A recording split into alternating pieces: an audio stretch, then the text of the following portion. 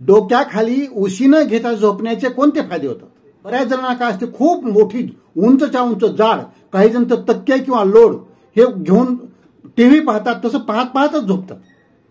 तर असं रात्रभर झोपलं जर तर काय होतं की आपल्या शरीराचं जे पोस्चर आहे, पाठीचा जो कणा आहे, मणके जे आहेत, त्याला जे निसर्गतः जी ठेवण लागत असते एका लेवलमध्ये पाहिजे, तर ते बिघडतं. आणि मग त्यामुळे काय होतं, मानदुखी, पाठदुखी, कंबरदुखी हे सगळं मागं लागायला सुरुवात होते. मग मानेला बेल्ट बांधा, हे असल्या बिमाऱ्या नको यायला. तसंच तुम्हाला जर झोप चांगली यायची असेल तर मान तुमची सरळ राहिली पाहिजे शरीराच्या पाठीच्या मणक्याची, म्हणून उशी ही खूप पातळ वापरली पाहिजे. तसंच तुम्ही जाड उशी नाही घेतली पाहिजे.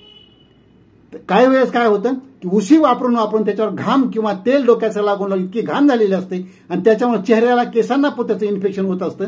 उशी न वापरल्यामुळं मेंदूला सुद्धा रक्तपुरवठा चांगल्या प्रकारे होतो आणि मेंदू चांगल्या प्रकारे कार्यरत होतो आणि झोप चांगल्या प्रकारे येते.